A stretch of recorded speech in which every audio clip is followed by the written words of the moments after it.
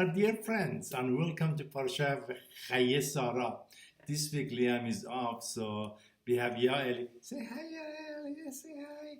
Yael is with us, and let's start. I have a question for you. The question is, let's say Hashem would tell you to write Torah, and it would tell you that Sarah passed away after 127 years. How would you write it? And Hashem says, the discretion of how you write this is up to you. Probably many of us would write that, just exactly that. Sarah passed away after 127 years. That's not what Torah says. Some of us would write that Sarah lived for 127 years. Such a beautiful thing to say. That's a beginning of how Torah says, but Torah says that even deeper than that. But first, a story about the second approach. A king had a dream that his teeth all fell down. And he woke up, he was very, very nervous, he felt very bad. He asked the wise man to come and interpret his dream. And the wise man heard that king teeth is falling down. And he said, Your Majesty, it means that all your family shall die. And the king felt so bad. He said, give him 10 slashes. And they did. And they brought the second wise man, and the second wise man heard the same dream. And he said, Your Majesty, it means that the king will be living longer than other members of the family. And the king really liked that, and he said, give him 10 big gold coins. And his ministers asked, he said, Your Majesty, the two of them said the same thing. Why one gets slashes and why the other one gets rewarded so much? And the king said, I know, I'm not stupid. I know they both said the same thing, but it's all about how they said that. Such a great lesson we can learn from Chayei Sarah, to be positive and say it was the life of Sarah. So, okay, few of us would be optimistic and say Sarah lived for 127 years.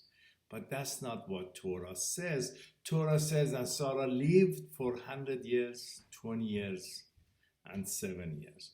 I promise you, none of us would come to write it like that.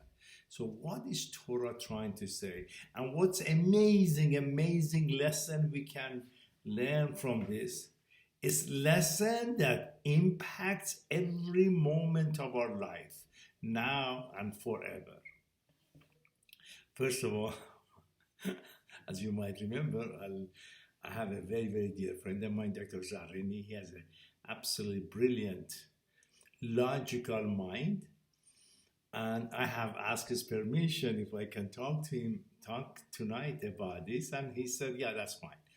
And so for him, his most important thing is because it's logical, everything has to be there. You have to show him that everything is there and logically is all there for him to believe that. And my argument, where I come from, is that I said, no, not everything has to be there, and not everything can be proved, and not everything can be seen, because life is much bigger than logic. It's far above that. You know, we Jews are told not to worship idols. Even if you say these idols in Hashem, I always remember Hashem as I worship them. Why? Because we cannot limit our mind. Our mind is far above that. You know, if you were to put all the word information, everything there is ever to know in a circle, and I would say, what percentage of the circle would you know? Maybe every one of us, maximum 1 or 2%. We don't know anything.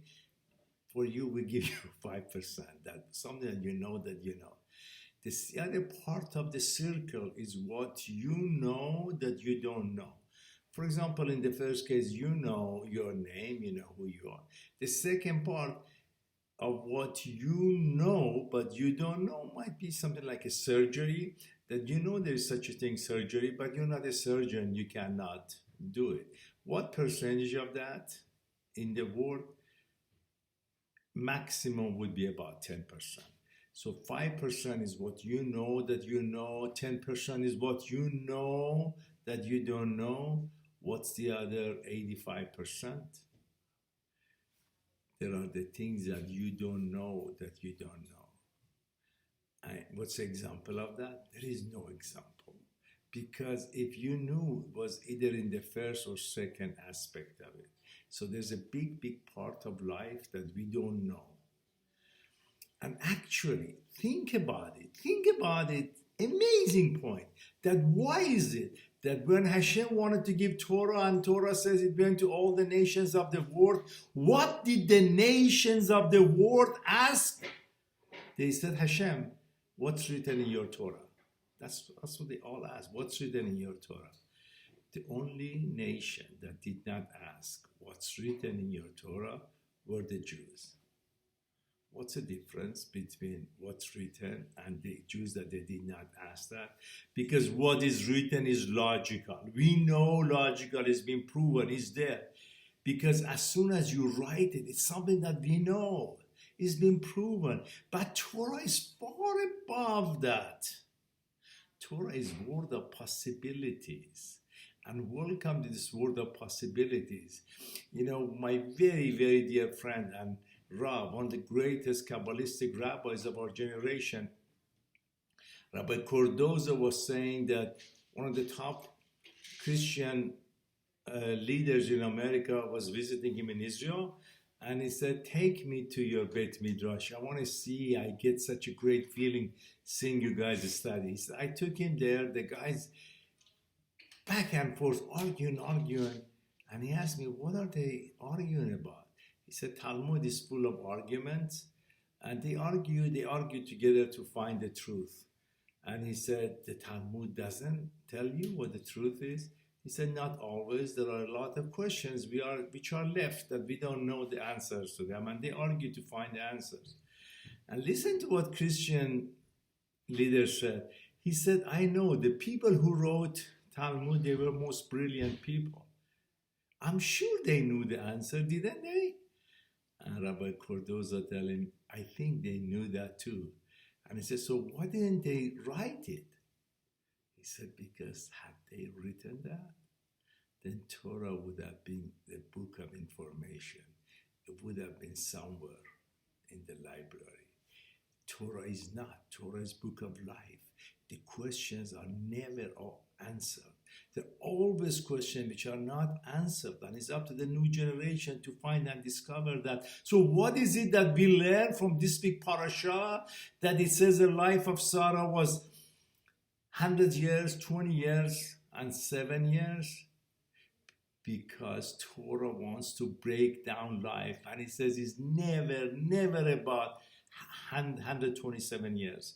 And Torah gives us 3 examples, but it really comes down to every moment of life.